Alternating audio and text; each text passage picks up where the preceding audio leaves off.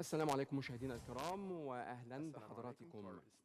في السادس من نوفمبر أجرت الولايات المتحدة الأمريكية انتخابات التجديد النصفي في مناخ سيطر عليه استقطاب سياسي حاد. فقد اعتبر الثلث الأمريكيين انتخابات الكونغرس وانتخابات the congressional and gubernatorial elections as a referendum on Trump's popularity. Trump, whose presidency remains until today a controversial issue. The ballot outcomes revealed a split verdict. The Republican Party has increased its control of the Senate, while the Democratic Party regained a majority in the House of Representatives. Record levels of voter turnout, one of the highest midterm election turnout in U.S. history, reveals the immense significance of these elections, as well as the potential for change in the 2020 presidential race. So how will the Democratic majority in the House impact President Trump's politics, and will they provide a check on power in the White House? Also, will these elections impact Trump's foreign policy, specifically in the Middle East, including the relationship between the United States and its traditional allies, such as the relationship with Saudi Arabia following the murder of journalist Jamal Khashoggi, as well as the war in Yemen, the Gulf crisis, the sanctions on Iran, the Syrian crisis, and the peace process in the midst of what has come to be known as the deal of the century. Also, to what extent will the midterm elections impact the 2020 presidential elections?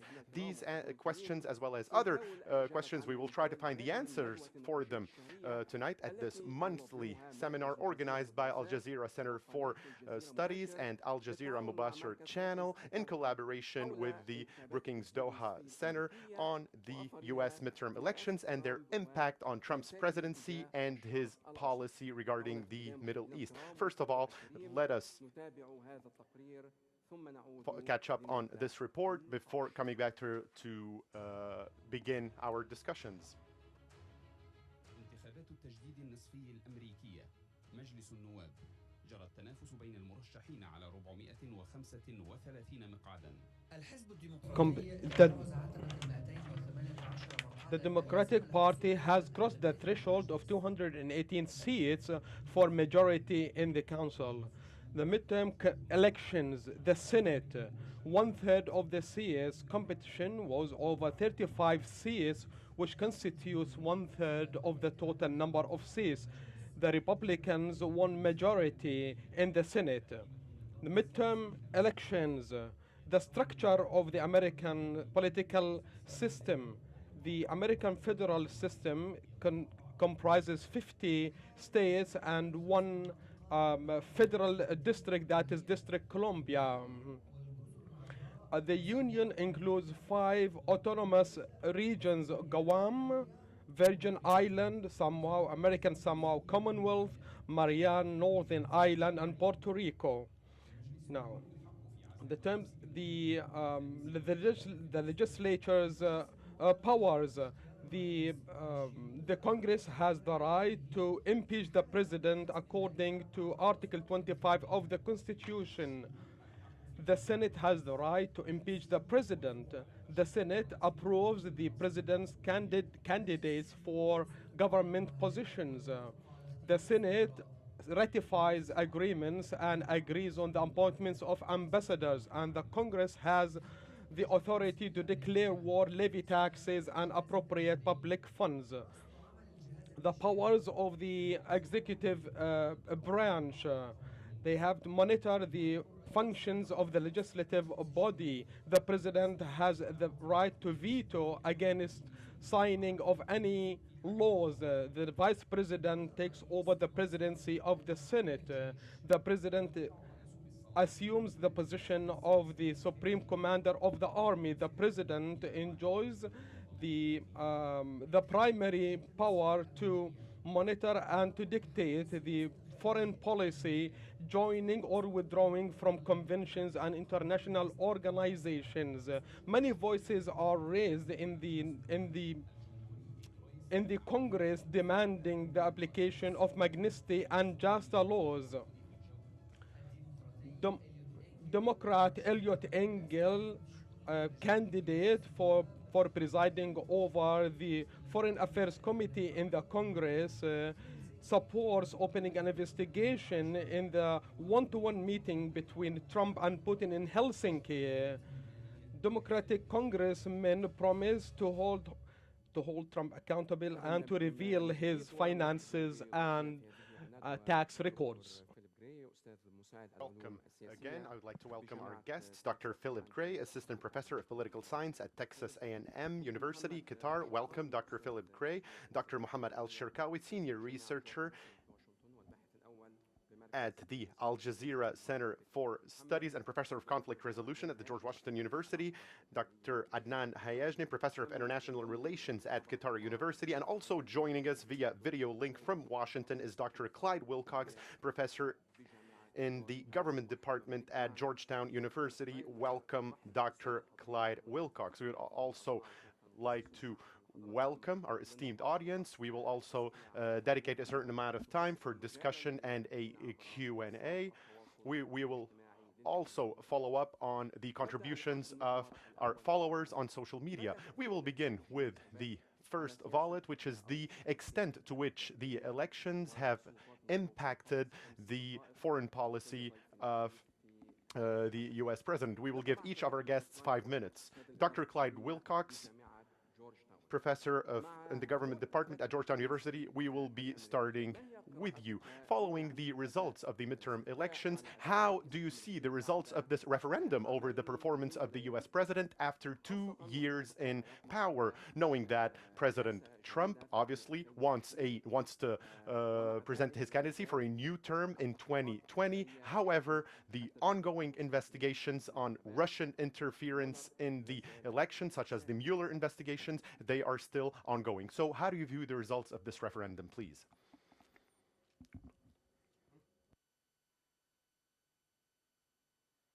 Well, so the midterm election was a pretty serious defeat for Donald Trump. There were 61 million votes cast for the Democratic candidates for the House.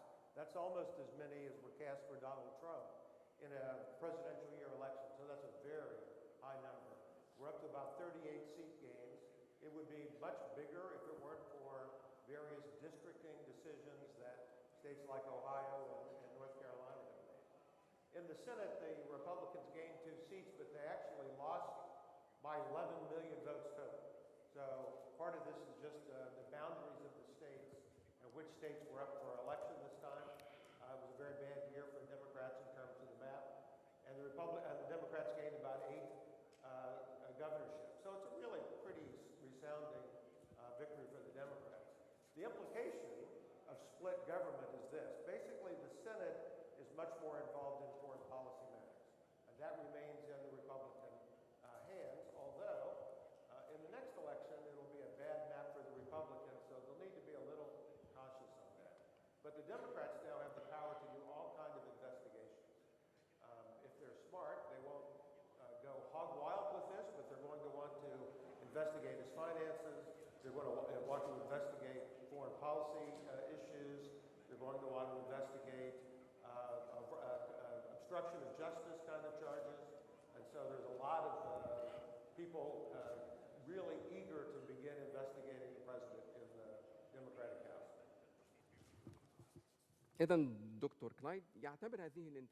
So Dr. Line considered these elections as a defeat for Donald Trump. Before we continue our discussion, let's have a pause with the first comment for President Trump after announcing the results of these elections. احترمت ما قلتم. بخصوص التعاون بين الحزبين والجلوس معا والوحدة. هي استخدمت مفردة الوحدة unity, and she used the term collaboration between the two parties. This is quite significant because this is what we were supposed to do. This could be a fantastic and wonderful dialogue between the two parties. However, if we won with a margin of 1, 2, 3, or 5, this wouldn't have been realized. That the closer it is, the worse it is. This way they will come to us. We will negotiate and probably we would reach an agreement. We have many common grounds with regards to infrastructure, and we want to do something regarding healthcare, and they want to do something about the healthcare as well. There are many great things that we can do together.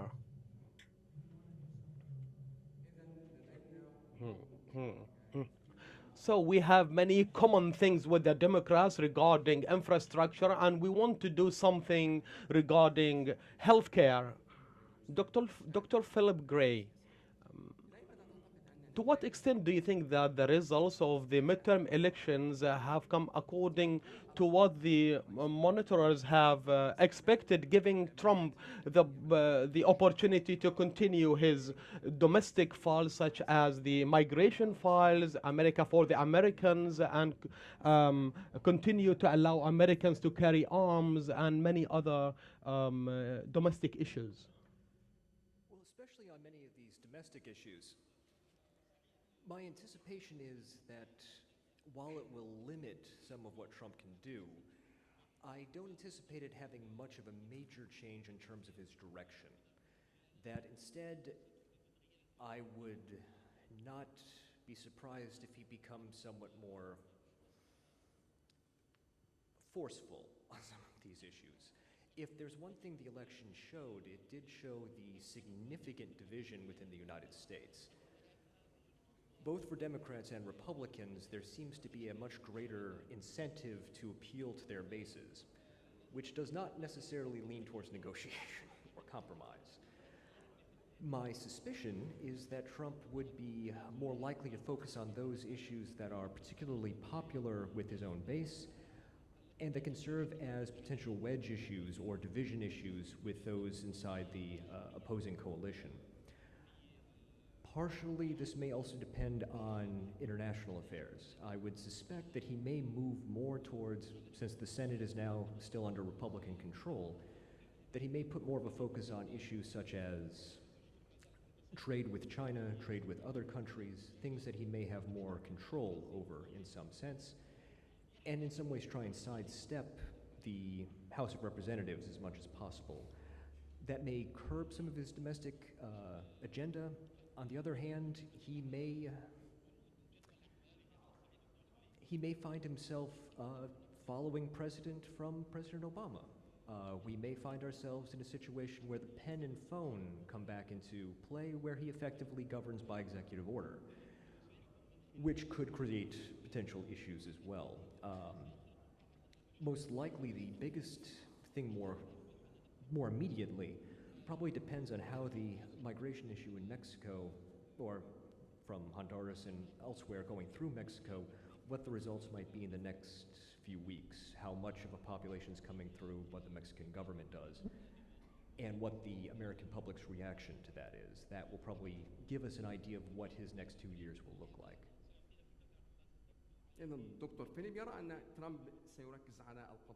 So, Dr. Philip believes that President Trump will focus on the issues that appeal to his popular base, and he might actually distance himself from issues that are rather controversial. Today is bigger than Democrats and Republicans. Today is about restoring the Constitution and checks and balances to the Trump administration. Today is about putting an end to Republican attacks on healthcare, on the healthcare bill. This was the first comment from the head of the Democratic majority in Congress, Nancy Pelosi. Let us watch what she said.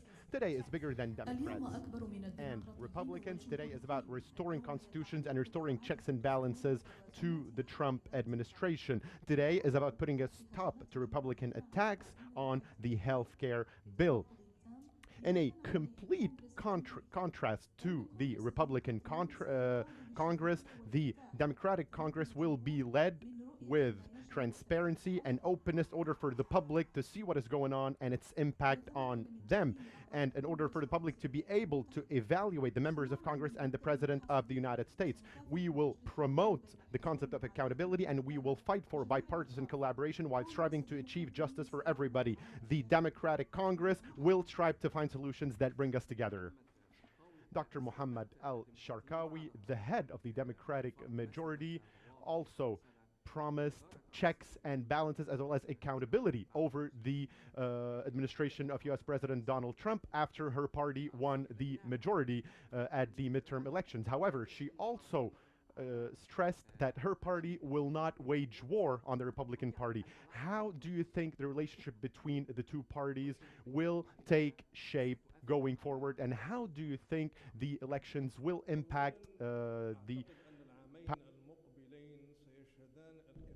I believe the next 2 years will see a lot of tug of war, so to speak, between the Republicans and the Democrats. I also believe that the domestic issues will be at the heart of this tug of war, more so than foreign issues. Now, what is important today is that next January, the US political system will go back to the rule of checks and balances. What this means is that Trump, who is considered by many as the emperor who wants to be post-constitutional, who wants to be over the Constitution, needs to actually accept that now he needs to go back to a political consensus. Now, the question is whether or not he will be capable of achieving this consensus with Nancy Pelosi, the head of the new Democratic majority, just like we had during the golden age of consensus between the White House and the Congress in the early 80s, with President Ronald Reagan and Tate O'Neill as the head of the Democratic majority back then. I believe this will be the main axis, this will be the main issue, and this will be the headline of the forthcoming battle between the two parties. However, I believe the results of the election, which are so far inconclusive, in other words, we still have a number of undecided or unconfirmed seats both in the Congress and the Senates, but regardless, I believe there are a number of meanings, particularly if we look at the numbers and the percentages. And I believe that the numbers have shown that this year, the year 2008, has seen the highest participation rate in the elections in over 70 years. So we had a participation rate of over 60%, something that we have not seen in 70 years.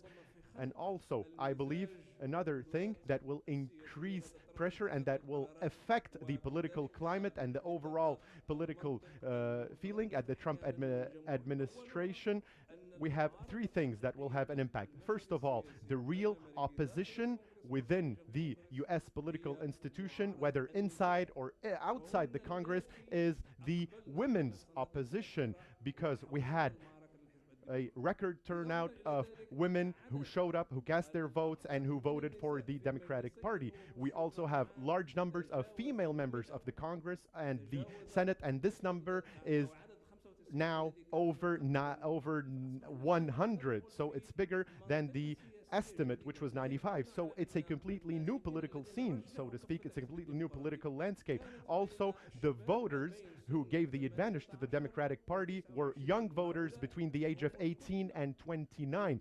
And this is the electoral base. These are the people who are calling for change. These are the people who are calling for jobs because they are searching for jobs and they are getting ready to enter the job market at the moment. There are other numbers that we should look at as well. Like I said, the women's participation rate and the numbers of women. However, there is another indicator of the victory that was achieved by the Democrats in the battle and their ability to cause headaches for President Donald Trump. So let us talk about some numbers that show the extent to which Trumpism is attempting to isolate the United States. Donald Trump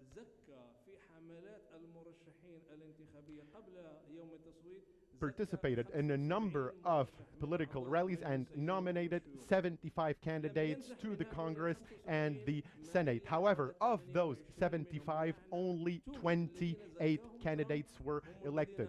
So, in other words, 1/3 of the people who were nominated by Trump and who were supported by Trump managed to get into Congress and Senate, while 2/3 failed to get elected. However, his vice president, Mike Pence, nominated over 50 people, and their victory rate was over 50%. Barack Obama as well nominated a number of Democratic candidates, and their success rate was over 50%.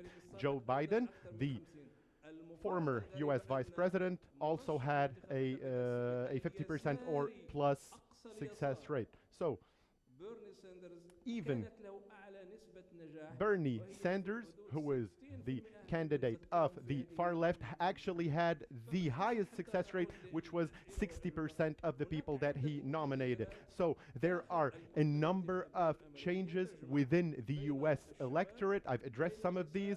For example, the youth, the women, and the increased women participation, as well as the minorities and representatives of minorities, be it Arab Americans, be it Asian Americans, be it African Americans, and so on and so forth.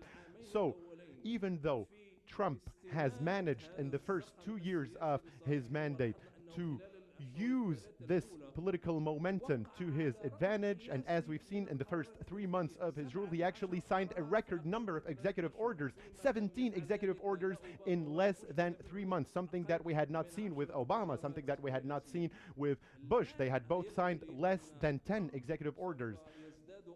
Now, I believe Trump will start having a lot more sleepless nights, because the internal or the domestic balance of power will lead him to believe that this Trumpism is currently on the decline. It will lead him to believe that this Trumpism has run its course, particularly that they currently need consensus between the White House and the Congress, as we've seen in the history of the United States.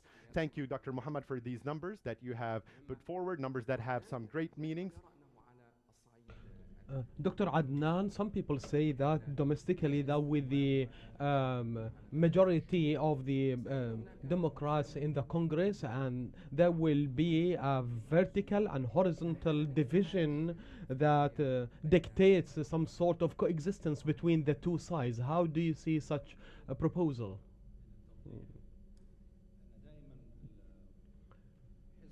It is always that we need to make clear that the party of the president always loses in the midterm elections, and this is a standing rule since the Second World War. Maybe George Bush has won in the midterm elections, or his party won in the midterm elections, and therefore the president's party losing in the midterm is something very likely and a basic rule in the American domestic politics, and therefore not at all surprising. The surprising thing is that despite all forecasts and the negative ratings of Trump, we haven't seen that reaction from the American communities, because Trump has accomplished many achievements and has mobilized during the elections, and probably has understated the victory of the Democrats. The Democrats' victory and their majority. Well, let's go back to the beginning of this session. The nature of the American political system is a presidential system. There is a separation between the president's the presidency institution and the Congress. Now, with the Democrats' majority, all the committees in the Congress will be headed or presided by the Democrats, and therefore they will have control over the agenda, what would be discussed, what wouldn't be discussed. However, we need to remember that one of the basics and fundamentals of the American political system, that no decisions or resolutions can be passed without the approval of the two houses with the president's endorsement.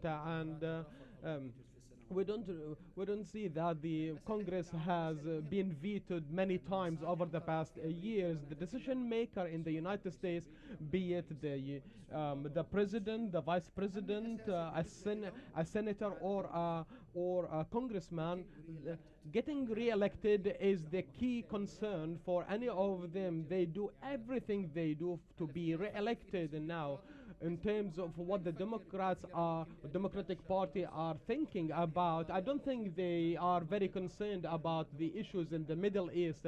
And we always expect that if the Democratic Party won or the Republicans have won, that the world will change. I don't think anything will happen. The last thing they would think about is the Middle East. The Democratic Party would think more about what would happen in the 2020 elections. All the numbers and figures about women's participation, we always see that in the American politics, that whenever there are cases of sexual harassment, women would gain more votes in America.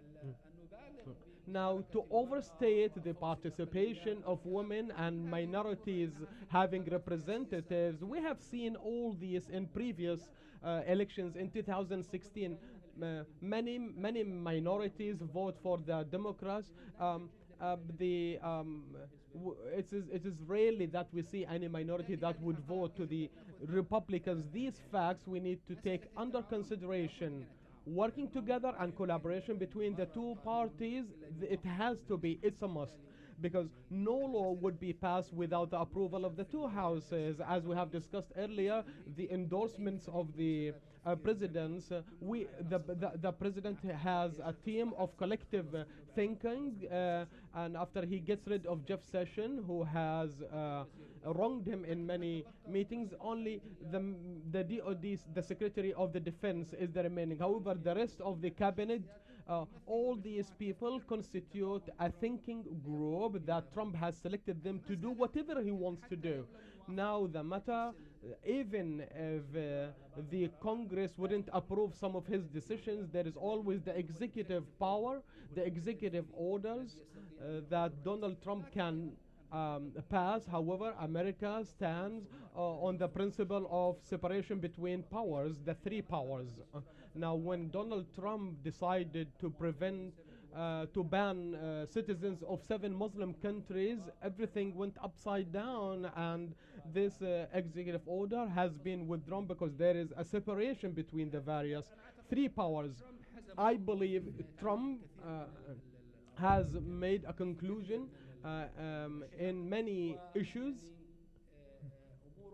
and I believe with regards to the executive power, he's ready, his directions are ready, and I believe the votes that he earned are equal to the votes he earned in the presidency, and Trump's popularity is increasing. Now it's about 48%, and the solid base that the Anglicans who have voted for Trump in 2016 are still there.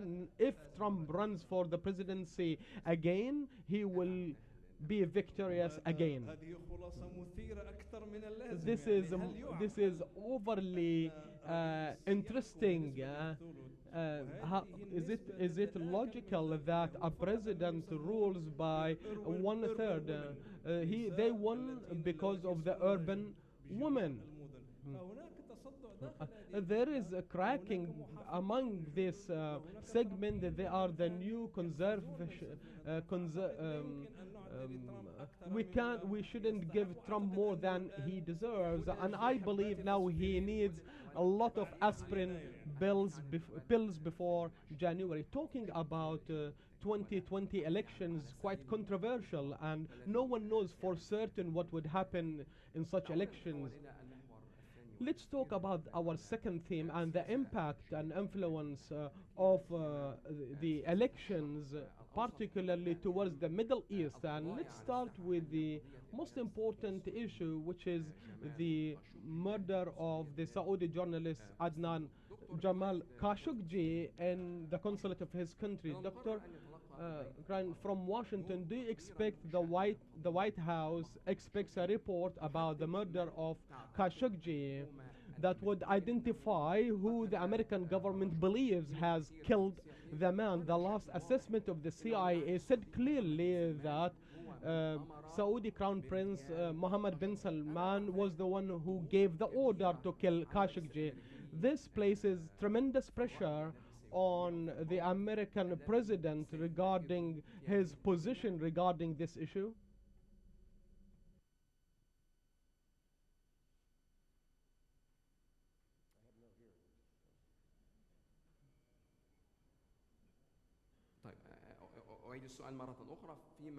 Okay, let me ask you one more time, Dr. Wilcox. Can you hear me now? Can you hear me now, sir? Can you hear me now? It seems as though we have lost contact with our guest from Washington. We will attempt to reconnect. Dr. Philip, same question to you. So the conclusion that was reached by the CIA, do you believe they put strong pressure on the official U.S. standpoint regarding the assassination of journalist Jamal Khashoggi? My own suspicion is probably not. I mean, and certainly in terms of potential international pressure, it may cause for more additional conversation about it. But my impression is that at least domestically within the United States, this isn't really an issue that has much salience or importance for most of the American population. That being the case, even if there may be some additional pressure, especially with 2022 coming up and 2020 coming up, my impression is probably, unless there's some particular benefit to the Trump administration focusing more on this particular issue, it really may not matter. Whether Trump does do something, try and put additional pressure on the Saudis or so forth, domestically it's not going to have much of an issue. For most of the American population, the idea would be that this just isn't an issue that involves us. Presumably, what would most likely happen is, if there would be additional pressure, Trump would probably say something to the persuasion of, I'm more focused on the head of Interpol disappearing in China rather than over a journalist. Now, if the Trump administration thinks there may be some benefit to putting additional pressure on the Saudis for other policy purposes, this may serve as a means for them to use, but at least in terms of pressure for the Trump administration to do something about it, there doesn't seem to be as much. I mean, certainly it's not that the story is unknown in the United States, it's just, it's not a story that really has much salience for them. لكن هناك أصوات كثيرة مشاهدينا داخل الكونغرس However, الأمريكي. a number of voices inside the U.S. Congress are currently calling upon U.S. administration to hold Saudi Crown Prince Mohammed bin Salman accountable and affirming that all in evidence point to his involvement in the murder of Jamal Khashoggi. Let us watch this report and then we go back أنا to لم أحصل على إجازة ولكنني ومن اليوم الأول لم أظن أن 18 شخصا أو 18 رأيا كان عددهم لم يكونوا ليصعدوا طائرتين. I did not believe that those 15 to 18 people would not have got on 2 private airplanes and headed all the way to Turkey and kill a person who is viewed as an enemy to the Crown Prince without his knowledge and without him issuing the order. If you knew anything about Saudi Arabia and if you knew anything about Mohammed bin Salman, you would know that it's virtually impossible for him to not know about this. He wants to be the voice, he wants to be the face of Saudi Arabia in the future. If he really wants that to happen, then Saudi Arabia will suffer on the international scene going forward. However, when it comes to the Crown Prince, he is unreasonable and he is brash and cannot be contained, and I believe he has caused major damage to the relationship between the United States and Saudi Arabia and any potential for working with him in the future. Now, the Crown Prince actually manages the country and we deal directly with him. If we impose sanctions on the people in China, are we doing anything to sanction them? They are in China. We need to impose sanctions on those who gave the order, on those who are responsible. And the only thing that they understand there is power. I believe they will view sanctions as weakness from the president. And if the president wanted to act in a strong fashion, he needs to put an end to arms sales. I believe that everyone's eyes have been open following the murder of Jamal Khashoggi. We've believed the Saudis when they said they were not deliberately targeting civilians, even though all the evidence pointed all the evidence indicated that they were actually deliberately targeting civilians. And we've seen that with our own eyes and the strikes that they carried out against schools and other civilian facilities. And now, regarding the Khashoggi murder case, obviously there are a number of doubts over what the Saudis are saying regarding the war on Yemen, and these might actually lead to a different vote regarding the arms sales. Dr. Clyde Wilcox from Washington, do you think Trump can continue to ignore these voices, and do you believe he can actually try to circumvent the CIA report? Can he actually try to ignore all this pressure that he's getting from the US Congress? What do you think?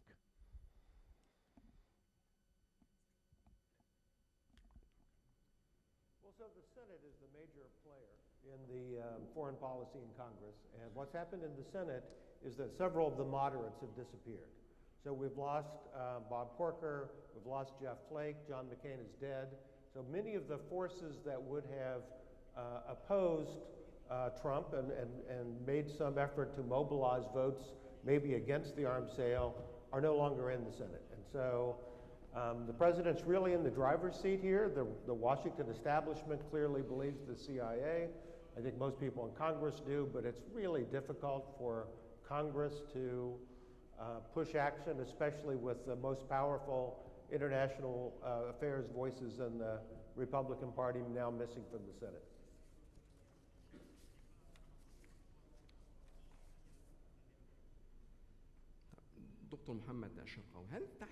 Dr. Mohammed Al-Sharqawi, would the United States be decisive about its position from the Khashoggi case before the Democrats come with their majority come January? Is it likely that there would be a rift between the Democrats and the Republicans on this issue? Do you believe so?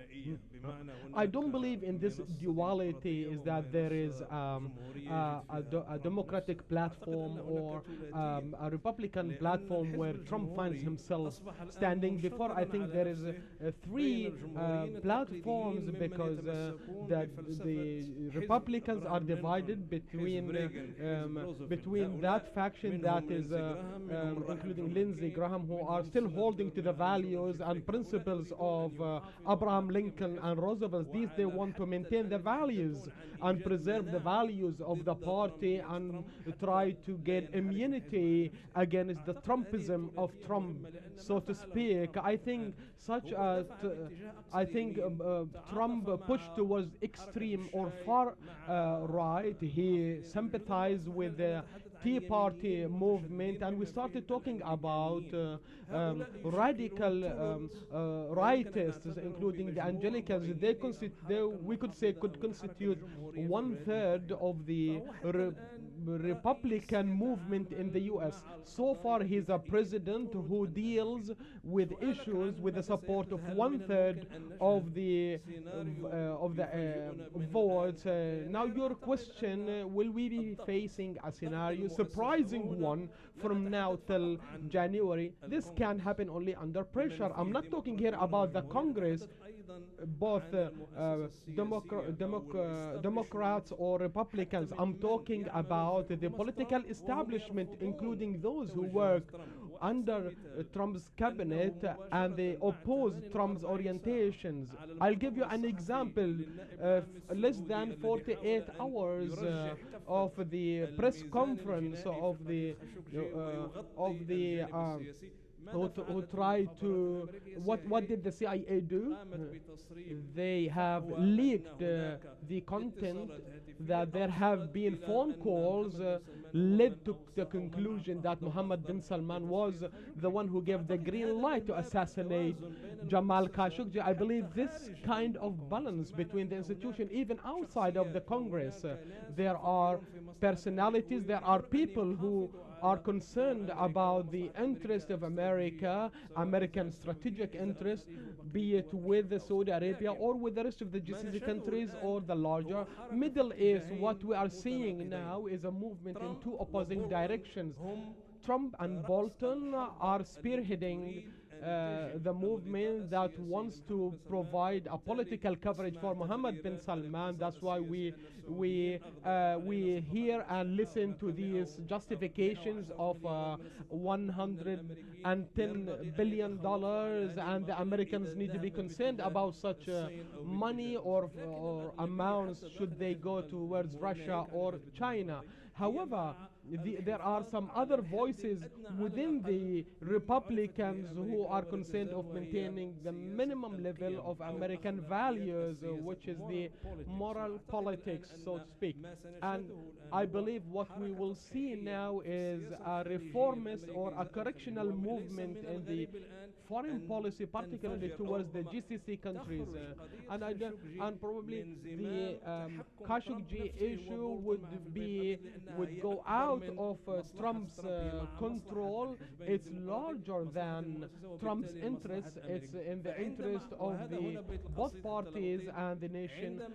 And so the bottom line is that when Trump and Bolton sit together and recalculate their options and decide whether defending Mohammed bin Salman would be beneficial to them, would be useful for their elections, we have 714 days only to go. Either Mohammed bin Salman would become a liability, where we will find Trump acting in a surprising way, and the best thing known about Trump is that he is the president of surprises. Even Israel came in line with regards to the issue of Khashoggi's assassination.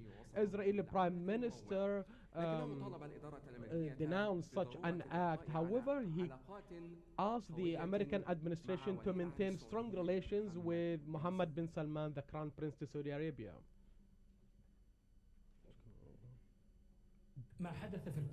What happened in the consulate in Istanbul is horrible, and it has to be dealt with appropriately.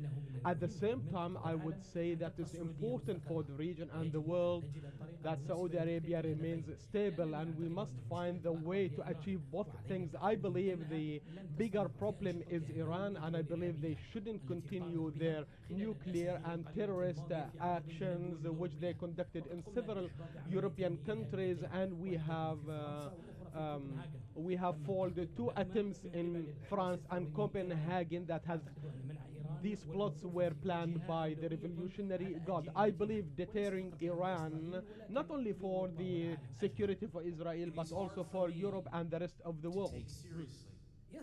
It is hard for me to take seriously the angry statements that such an incident caused, calling for a fundamental change in relations with Saudi Arabia,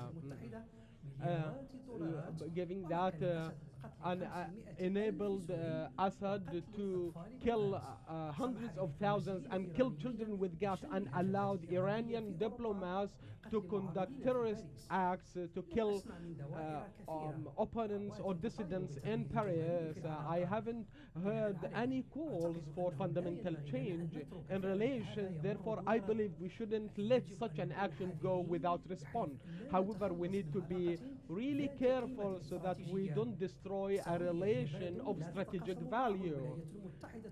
Saudi Arabia is not a country with which the U.S. shares values only, but also interests. With Saudi Arabia, there are interests. With Iran, there are neither interests nor values. Why? No. Dr. Adnan, why all this Israeli support to the Saudi Crown Prince Mohammed bin Salman? Do you believe the decision-making circles want him to remain in his position, albeit weak? And do you believe this might actually help them control him in a better manner and force him to make concessions? Or will the United States maintain the current equation, the equation of the strong Saudi ally, which might call for a change in the Saudi political regime? Saudi Arabia is part of the United States foreign affairs strategy. It is part of the foreign affairs strategy put forward by Trump and Kushner and their entire team, because after all, the main item on their agenda is putting pressure on Iran and imposing sanctions and maximum pressure, as said by Mike Pompeo in a recent article that he wrote. And of course, Saudi Arabia here can continue to play a role that it has played for a number of years, filling the gap in terms of oil production, the gap that was caused by the reimposition of sanctions on Iran. The other thing, in my opinion, is about the role that Saudi Arabia can play, the role that was promised by Jared Kushner in light of the close relationship between him and the Saudi Crown Prince, the role that Saudi Arabia can play in the deal of the century between the Israelis and the Palestinians. Now, I believe this strategy, this U.S. strategy on the region could actually take a major hit if the current trend continues, be it in Syria, in Yemen, in Iran. Of course, there are a number of things in common. There is a certain alignment between Israel and Saudi Arabia and other Arab countries as well. However, going back to some of the questions that you asked about whether I foresee a change in the relationship between Saudi Arabia and the United States, based on my observations, I did not notice that this relationship has changed despite the changes in the US presidents and Saudi kings. The relationship has always continued regardless of who is in the White House and who is in the royal palace in Riyadh. There was no radical change in the relationship. Saudi Arabia has always played a major and a pivotal role, so to speak, in the relationship with the United States. As for Trump, I believe he sees in Saudi Arabia a major source for jobs on US soil, and this is something very important to him, even though the numbers sometimes are greatly exaggerated. Sometimes we speak about 1 million, 2 million new jobs, while the jobs that have been created are maybe not more than 100,000. However, the confusing question is the following: why insist on Mohammed bin Salman, even though the United States are completely capable of achieving what they want to achieve, whether with him or with anybody else? This is probably the million-dollar question. Well, do you believe in the theory that says that any differences we might have might not ruin our common cause? I've always said that the relationship between the United States and Saudi Arabia is an extraordinary relationship on all levels. However, what we've seen in Washington is that the Republican Party has historically been the protector of the relationship with Saudi Arabia. However, today, voices are rising within the Republican Party, voices that want to destroy this personal relationship between Trump and Mohammed bin Salman while maintaining the official relationship between the two countries. So, when this mutiny against the relationship comes from within the Republican Party, I believe we should not take this for granted. We should not take this lightly. And I believe the next 2 years will see a number of changes and a number of impacts from the Jamal Khashoggi case on the relationship between the United States and Mohammed bin Salman. Now, this is just my point of view that I put forward for discussion and for dialogue. I don't have any political agenda. I just look at things from a scientific perspective, from my personal perspective, and I address things very freely. Of course, I am talking here about the rhetoric, about the things that are being said in the media, the statements that are being made by Republican members of Congress and Senate. Let us take Lindsey Graham, for instance, and the words that he used against Trump when he was running for president. However, after that, they changed their tone and they started begging for positions. Now, in the Arab world, there's a saying that says, sometimes we float on 2 centimeters of water. So any statement, anything that is said, we immediately take it into account and we start building theories and hypotheses and strategies upon them. And that is why I said we must always take these statements with a grain of salt. Statements on the relationship between the United States and Saudi Arabia. Even Lindsey Graham, whom I have been following recently, as well as all the senators, they have shown no reservations, be it on human rights or anything else. Their only reservation is concerning the Crown Prince of Saudi Arabia. Dr. Muhammad, obviously, you have the right to comment. However, we need to continue, otherwise this will become a two-sided conversation. Let's Dr. Philip, let's talk about the GCC crisis, which is one of the key issues in the Middle East, in light of the criticism directed to Saudi Arabia from congressmen for their blockade against Qatar. Do you believe that there could be a very near compromise or settlement for the Gulf crisis in the near future? Especially when it comes to that, some of the Congress members who are involved, they certainly may try and put some additional pressure on Trump. How much influence there may be, most likely the administration would be looking more to see what the sort of internal divisions in the region are, rather than necessarily pressure from Congress members. And to a certain extent, it depends on which Congress members. So kind of to the earlier conversation on Lindsey Graham, say if it's a Congress member like Lindsey Graham, part of the president's party, but part of the party that has oftentimes been somewhat against Trump, they can say whatever they like. They can try and put pressure as whatever they like. But unless they can offer something, I'm not sure if it will necessarily have any influence on Trump. He's much more likely to be listening to his Secretary of State. He's much more likely to be listening to his Secretary of Defense. Most likely, in terms of the crisis here, they're probably considering it not only just in terms of what's going on with Qatar itself, but probably also how it might apply to the relationships between the Americans and Saudis as it could relate to the deal of the century. They're probably also thinking about it how it deals with, say, the potential increase of power of someplace like Turkey, which could have strategic implications that the Americans may or may not like. Most likely they'll be thinking about it in those sort of terms. Certainly Congress members will try and put on pressure, but as others have mentioned, they can ask, they can even hold hearings if they want to, but primarily I assume Trump is going to be listening more to his inner circle of cabinet secretaries or advisors, and only look at, say, Congress members' influence depending upon the political saliency for the general public, which, again, in America, the political saliency of this particular issue tends to be moderately low, honestly. So he won't be necessarily thinking about it in terms of, is this going to be politically beneficial or not in terms of electoral results? And that means, at least given how he oftentimes seems to act, if there's not necessarily going to be an electoral benefit or cost, he seems to rely much more heavily on his advisors who seem less concerned about what, say, Congress members might say. دكتور كلايد ويلكوكس من واشنطن، فيما يتعلق بالانتخابات أيضا هل من الممكن أن تلقي بظلالها على With regards to the Dr. Clyde from Washington, with regards to the election, could it shed light on the war in Yemen, and could it exert pressure on the president to end this war quickly? What do you think?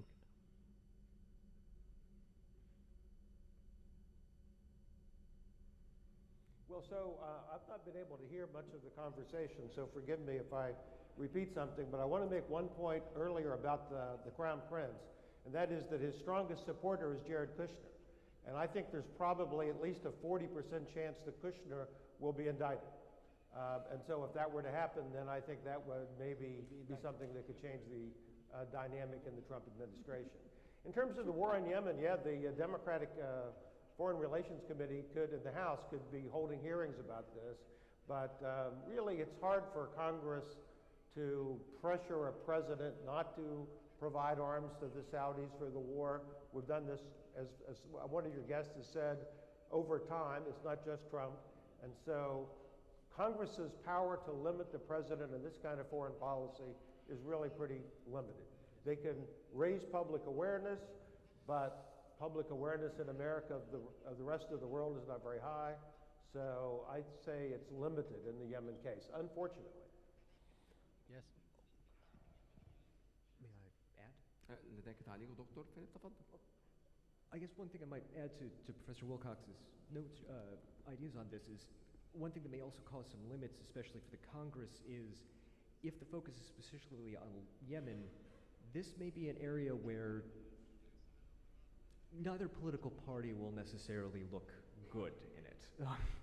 That in effect, if there be pressure saying we need to pull back from Yemen, we need to pull away these sort of fundings, the sort of funding involved with it, almost inevitably, one of the first questions that either Trump or some of the Republican Party will say is, that's great, why do you care about Yemen now, but not when it started under the previous president? Now, why do we care about Yemen now when people getting killed versus earlier? In effect, this is sort of one of those situations that both has low political saliency and where both political parties could end up looking pretty bad with it. And therefore, most likely, I don't think Congress is going to be able to put much pressure, even if they can get around some of the institutional issues.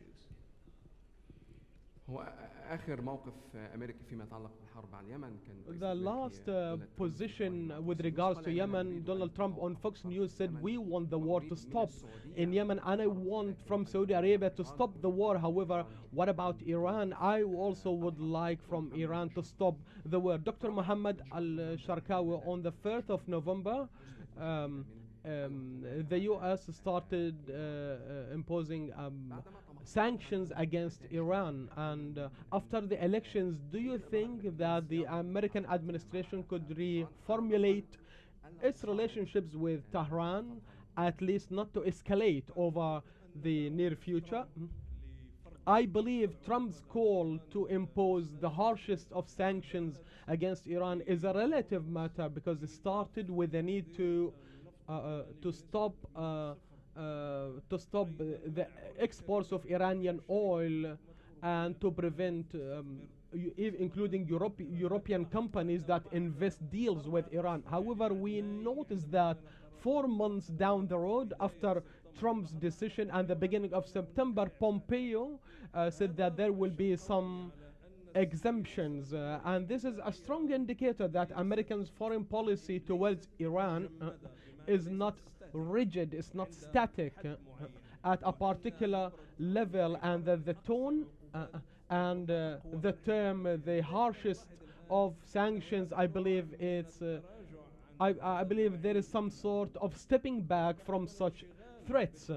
There are also concerns over many other issues in the region. One of the advantages of Khashoggi's case is that has brought the attention of the White House and the President over many issues, because there is oversaturation in the political institutions, that if Donald Trump imposes harsher sanctions against Iran and against allies of the United States, the outcomes wouldn't be good. We need to recall an important element when Trump appears before the cameras and uses phrases and strong words against Iran. He's talking to his electoral base, which is 1/3 of the American voters. He's not focusing on Iran. Iran for him is more like is the sandbag, and Iran would remain the same up until 2020. But this doesn't mean that Iran's rhetoric would transform into a policy. However, Donald Trump 8 times requested to meet with Rouhani, so there is some sort of pragmatism with Trump. So if Iran shows even the slightest of signs that Iran is willing to engage in a dialogue, and instead of if they decide that they wouldn't go for the European Airbus but rather to the Boeing, I believe Trump would change. I believe Trump flexibility is هل سيكون هناك Dr. تغيير في Adnan, الموقف do الأمريكي you think there will be a change في in التعامل مع the الأزمة U.S. السورية standpoint خلال الفترة towards the المقبلة؟ Syrian crisis in the coming days and weeks? Well, if we look at the U.S.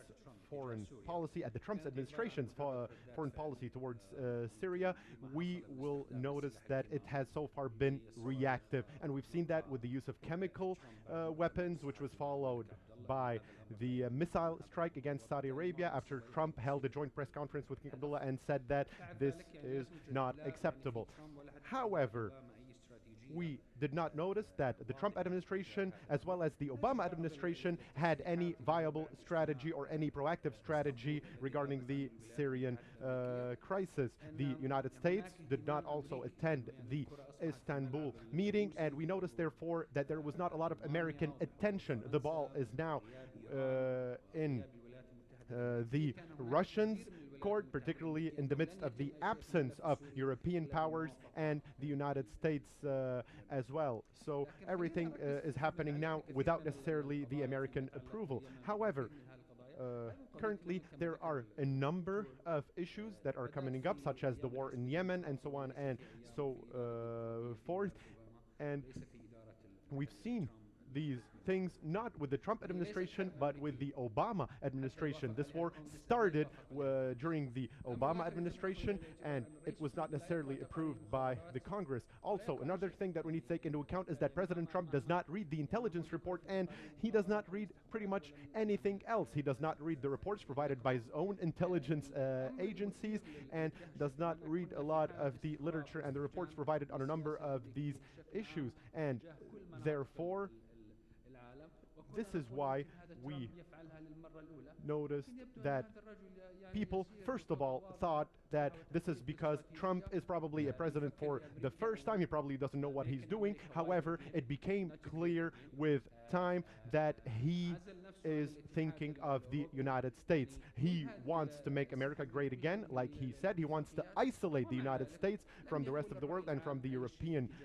Union. However, he did not necessarily say anything. He did not make any declarations on these issues. Thank you, Dr. Adnan. We will now turn it over to the audience for the Q&A session. Please try to make your questions as short as possible. Introduce yourself and state the guest to which you're directing your question. Please.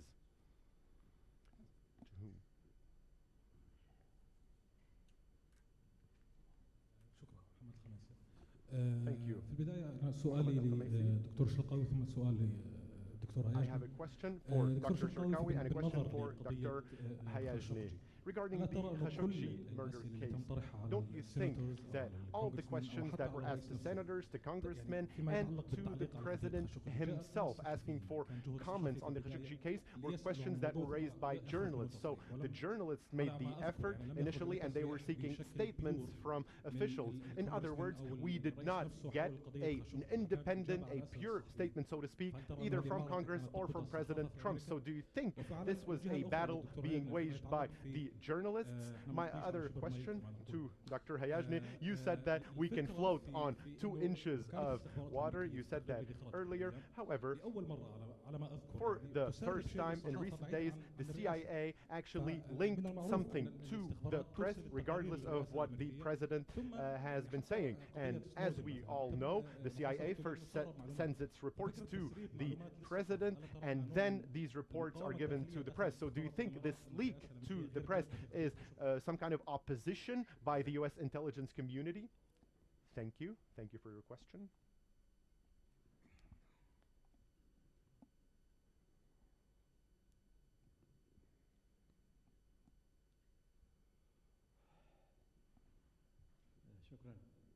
Thank you. This question is for everybody. There are no speakers in particular. I think anybody can answer my questions. My first question is about the way Trump sees Mohammed bin Zayed, his opinion of Mohammed bin Zayed.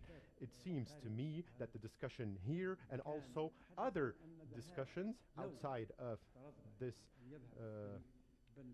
event have always indicated that the relationship between the United States and Saudi Arabia begins and ends with Mohammed bin Salman. However, I don't believe the economic side of things is that essential, even though money is very important for a businessman like President Trump. This is the first point that I wanted to raise. Second, if this is not the case, and I actually believe this is not the case, I'm talking here about the 100 billion or the 110 billion in terms of arms deals. However, there has been talk of $400 billion, and this is but a drop in the vast sea that is the U.S. economy. We all know that certain U.S. companies have a capital or spending that is several times this number. So I don't think economy is the sole reason why Trump is seeking to maintain his relationship with bin Salman and with bin Zayed as well. Now, of course, we don't want to focus too much on the Palestinian issue. However, I think the whole issue is about Israel and Israel's standpoint, because this man is the godfather of normalization with Israel, and I'm talking here about the deal of the century and things that go beyond the deal of the century. This is the main secret here. This is the main issue here, and I believe Netanyahu and those who support him have certain things that they are using to dictate certain things to Trump and force him to act in a certain manner. My other point, if you will allow me, is about the elections. The numbers that were put forward by Dr. Al-Sharkawi and the numbers that we've read in the press show clearly that Democrats got the majority of the popular vote, that the Democrats won the popular votes. The numbers were absolutely massive compared to the numbers that the Republicans got. And we know that in the presidential elections, the numbers tell almost a similar story. And the reason for that is the electoral system in the United States. Unlike many people think, I think the electoral system in the United States is not a democratic system. Why? Because it allows a small number of people, those who are elected to the Congress or the House, it allows those people to decide who is elected and who is not, while the popular vote in a number of cases is not always taken into account. And here a lot of things come into play, such as the population of one state compared to the population of another, and so on and so forth. So is there a certain direction nowadays? Is there a certain movement that is seeking this change that is required in order to achieve a true democracy in the United States in terms of the elections? Thank you very much indeed. Thanks and respect for the whole speakers. I think that the conduct of Trump about the killing of Khashoggi is misconduct, procrastination, connive, collusion, something clandestine there. But my question to you, I am not concerned at all as a Middle Eastern about the American election, either midterm or presidential, because either red or blue controlling the White House or the Senate, they are the same. The foreign policy is the same. Three main pillars for the foreign policy. First, total prejudice for Israel with a full guarantee for security. Supporting totalitarian regimes in our zone. The third, which is important, refurbishing their economy and jobs. This is very important, what I'm saying, Salim. They know English. So, refurbishing their economy by selling to us arms, destroying our countries, making jobs against. This is a swap. شكرا. So I believe the gentleman is begging شكراً for a جزيلاً question. دكتور. أستاذ حواس تفضل. Thank you, Doctor. أشكر السادة المحاضرين. I would like to thank all the panelists My question is, when you ask the question whether Khashoggi's case played a role in the American elections or not, and one of the panelists said that it has no impact whatsoever. However, we were following when Trump's campaign in the midterm elections, he was saying that it was a vote for him. He would promise Republicans and the Americans that he would bring money from Saudi Arabia, and he would say in his campaign that I spoke to the King Salman and I asked him to pay, and he should pay. Now when Khashoggi's case became at the forefront, Trump's rhetoric shifted from asking for money from King Salman, but rather asking about the murder of Khashoggi. Particularly after the boycott of what is known as Davos in the desert, I believe the entire plan which Trump has counted on has been disrupted, and that shifted from naming Saudi Arabia as the solution to all our problems to a rhetoric where Saudi Arabia has issues and we have to solve them. So please, could you comment a bit on such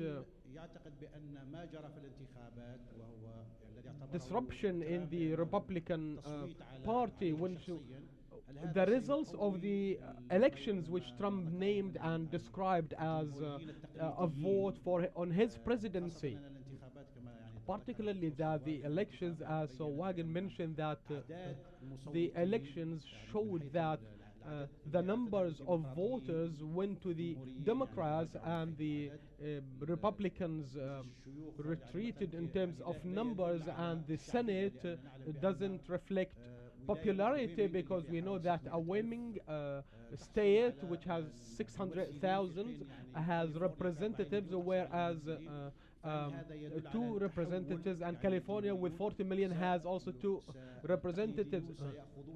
So does this mean that the traditionalists would take control after Trump has taken it from them?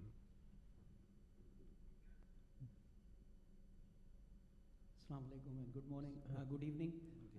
Dr. Ziaul Akshamsi this side. My question is to the panel, anybody can answer. I just want to have your opinion on the personality of the President Trump. Does the panel think that the gentleman has the capacity, the competence, and the capability to handle such complex issues like Syria, Yemen, Palestine, Jamal Khashoggi, and the domestic issues are also very important as far as US is concerned? What is panel's opinion on this? Are we betting on a right person, or we're just waiting for another 2 years to go into next general elections and see what the Americans people decide? Thank you. شكرا جزيلا. تفضل، وليكن سؤال أخير وربما نعود مرة أخرى. One last question and then we can have another round. Let's take one last question. Microphone.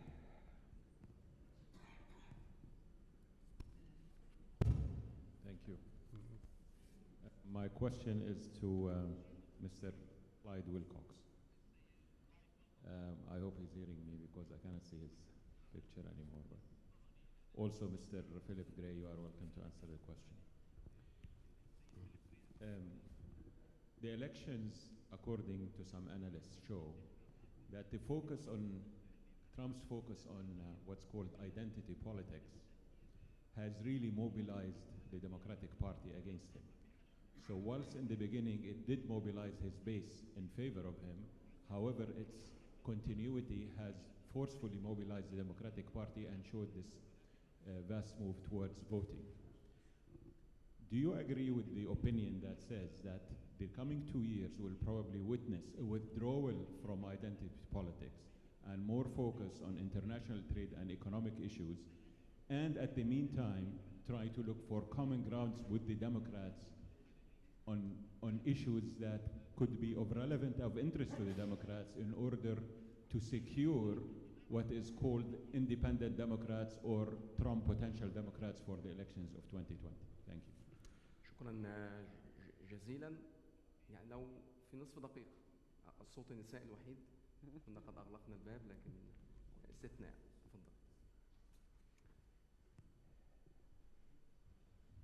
Hi, this is for anyone on the panel. So I want to know that since we've always seen, like time and again, Trump's tweets asking the Saudis not to cut oil supply and trying to sort of keep oil prices low. How much does this matter in the upcoming midterm elections? شكرا جزيلا. نشكر كل السادة على التعليقات والأسئلة. Thank you to all of our guests for their comments and their questions. Dr. Clyde Wilcox from Washington, I hope you can hear us. We start with the following question. Why does it seem as though President Trump is so attached to Mohammed bin Salman? What is the secret of this relationship? Is it Israel and the deal of the century? What do you think about that? Another question, will Trump remain attached to the identity politics or the politics of identity, or will he start focusing more on external or foreign issues in the next 2 years? I'm afraid we have lost contact with Professor Wilcox. Dr. Philip, if you can please start us off with those two questions, and then we will proceed. Especially when it comes to the relationship with the Saudi leader, my own suspicion is probably that the role that he has in terms of the issues going on with Israel probably plays a pretty large role. Just because for any president in the U.S., if there could be some type of peace agreement between Israel and Palestine, that would be a large political benefit. Effectively, if someone who'd be running for re-election, if you could say I brought peace between Israel and Palestine, could almost sign his seat to be re-elected as president. So if he thinks this would help in terms of trying to create that stabilization, I can imagine that would be something that would be preferable. Possibly it may also be that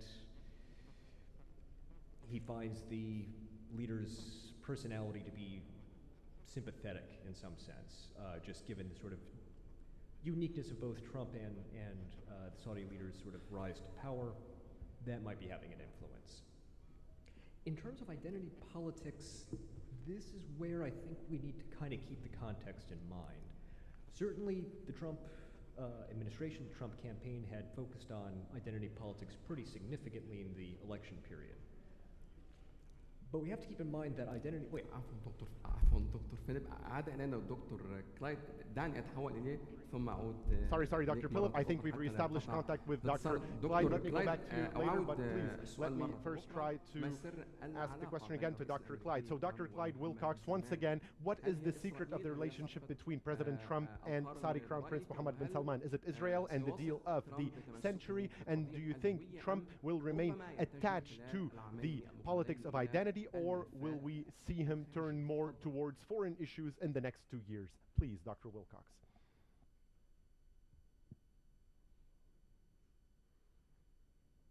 So one of the questions was, does Donald Trump have the capacity to understand the complexity of Middle Eastern politics? And the answer to that, I think, is clearly not. But he does have some broad principles in mind, and he's getting a lot of advice, as I said, from Jared Kushner and also from Bolton. I don't know whether you guys have talked about this, but the big black hole of the next 2 years is going to be the Mueller investigation, which is going to consume Washington, D.C. in a major way and leave very little oxygen in the air. But I think if Jared Kushner is indicted, I think that Trump would probably be open to replacing the Crown Prince if that was something that, seemed to be what the rest of his advisors were advising. He's not paying attention to the details of policy at that kind of level. In terms of identity politics, Trump has clearly crafted an identity politics campaign. So have the Democrats. Sometimes that helps one, sometimes that helps the other. One of the most remarkable things in this election was the large number of women. We have 2 new Muslim members of Congress. We have lots of people of color. It's a really diverse set of people coming in to the House of Representatives, and I think that's quite impressive. One other question that I wanted to address was about the electoral system. So Trump won the presidency with 3 million fewer votes than Hillary Clinton. The Democrats really should have had a bigger vote margin in the House, but for the way some of the districts are drawn in states like Ohio and North Carolina. They had a big win. It was a 7-point win in the popular vote. And even if you add up all 6 years of Senate elections, the Democrats have an advantage. So the electoral system at this point in time most certainly advantages Republicans.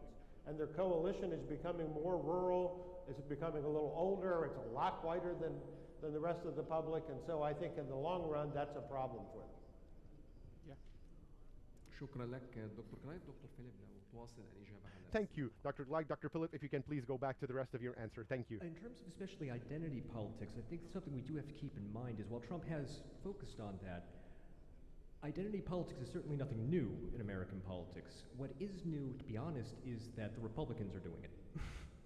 That has become the difference. I mean, even if we're looking at, say, the conversation so far, we say we have more women, we have more Arab Americans, we have more people of color, this, that, and the other. The Democrats, in effect, almost the entire basis of much of their policy has been identity politics for over 20 years.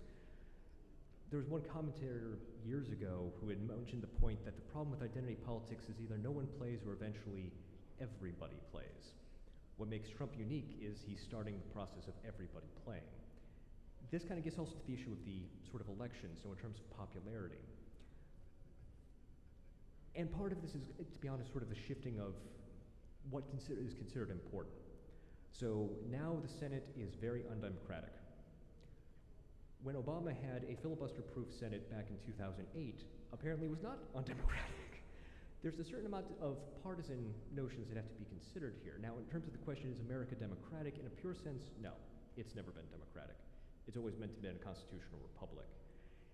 Part of this division in terms of popularity has effectively been to try and prevent some states from overwhelming others. Or the kind of conversation that's going on dealing with rural versus urban, generally the idea is if you have a federal system, a system of where states can generally control how they want, Texas can live as Texas, California can live as California. When we talk about popular vote, effectively what we're saying is California and New York should dominate and basically tell the rest of the 48 states how to live. The Senate's purpose is to basically prevent that sort of situation. In terms of population, that's what the House of Representatives is for. But the Senate is to basically ensure that, just as going back to the founding of the American system, the original reason for the Senate was to avoid big states from effectively dictating to others and basically making the other states serfs. This is just playing out in a different way now, but it's not necessarily something unique. شكرا لك دكتور فيليب. دكتور شرقاوي تفضل. Thank you, Dr. Phillip. Dr. Asharkawi, please. Why is Trump still attached to Mohammed bin Salman? I think there are three major reasons why. First of all, there's a personal reason, there's a confessional reason, and there's a political reason. The personal reason goes back to Trump's mental structure, so to speak.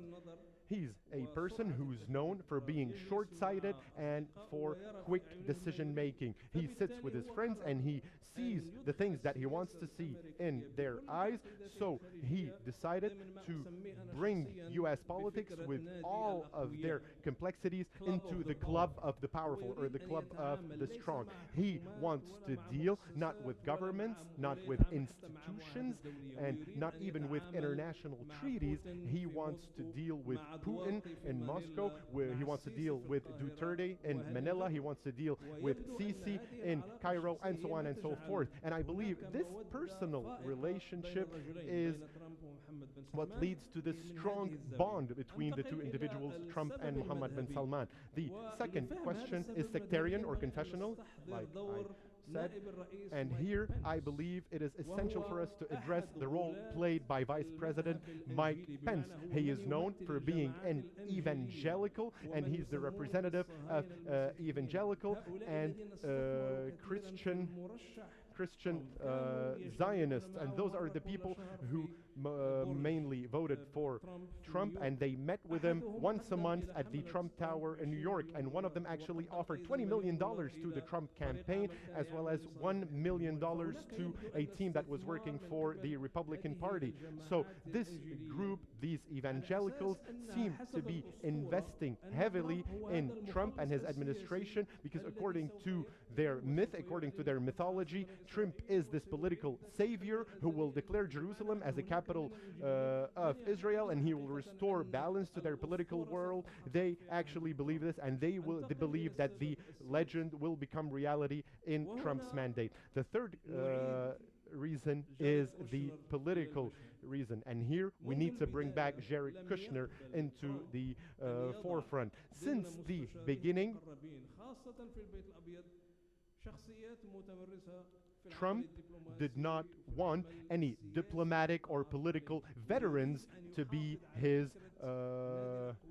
advisors in the White House. He wants to maintain this concept that I talked about, the club of the powerful, and he wants to continue to deal with people as opposed to institutions.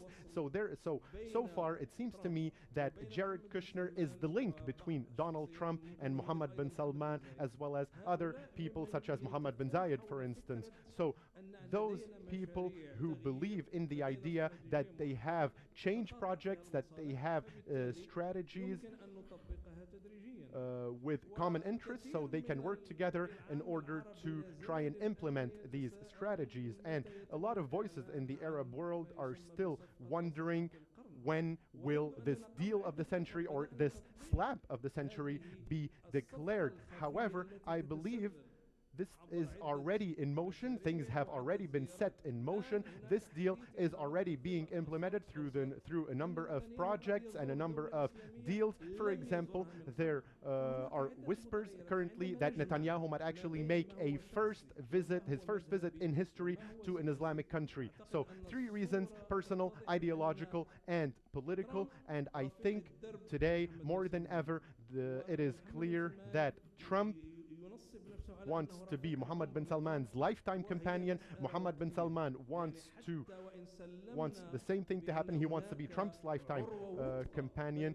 So even if we admit that there's a strong bond between the two, we know that Trump relies on loyalty. We know that Trump relies on personal relationships. However, at the same time, he might turn at any given moment into somebody pragmatic, into a businessman who looks at gains and losses. And if he sees that Mohammed bin Salman will not help him get reelected or will cause him to be under further pressure, further political pressure, he will be more than ready to drop him immediately. So it's not a permanent relationship. It's based on those 3 foundations. And again, Trump is pragmatic, and he takes his positions based on his interests. A question on Al Jazeera website. Will the American policy that is biased towards Israel would shift with these elections, even to postpone the deal of the century? The Democratic Party has positions that may not be liked by the Israelis with the last decisions or actions taken by the Obama administration with regards to voting in the Security Council with regards to settlements. I think Obama was a good opportunity to achieve a lot in terms of the Middle East issue, and he has big promises to establish the Palestinian state in his keynote speeches in the United Nations. And the Democratic Party, which would always gain many Jewish votes. However, the U.S.-Israeli relations are deep-rooted, and it's more like of a thumb rule, and we can't see many fluctuations in such a relationships.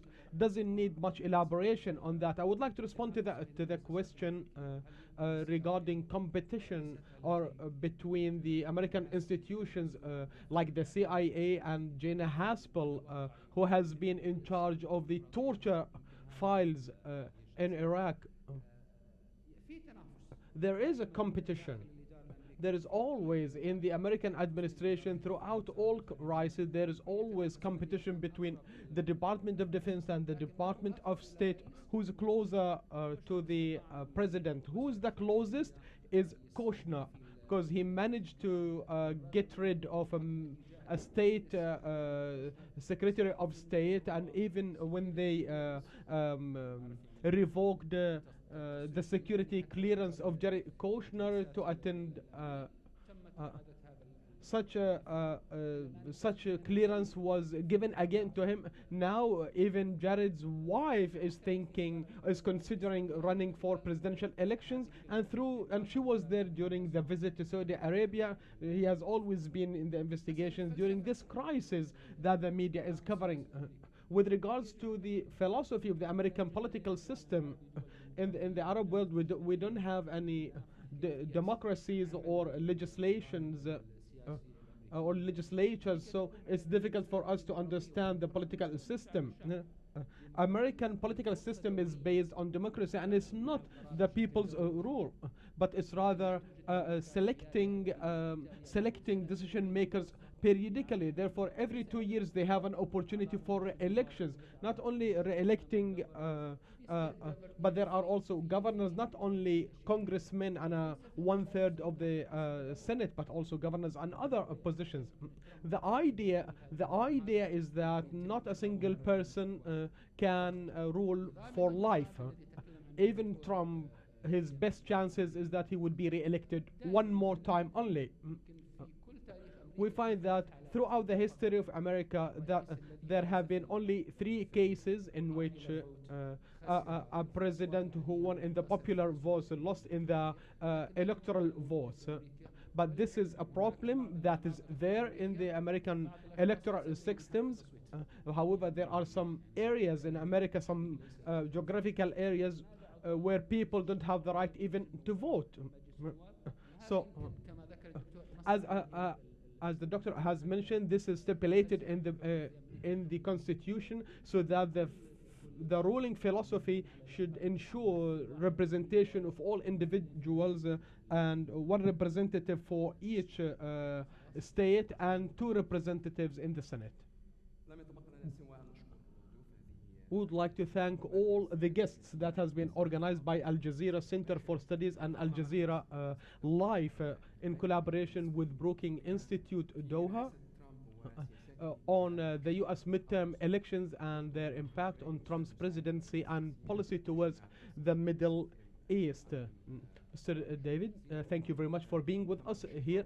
Dr. Muhammad Al-Sharkawi from George Mason, Washington, and a researcher at Al Jazeera Research Center, Dr. Hayajna from Qatar University, and through satellite, Dr. Clyde Wilcox from Washington, from Georgetown University. Thank you all, ladies and gentlemen, this evening in this seminar, promising you to meet again in 1 month time, and thank you very much.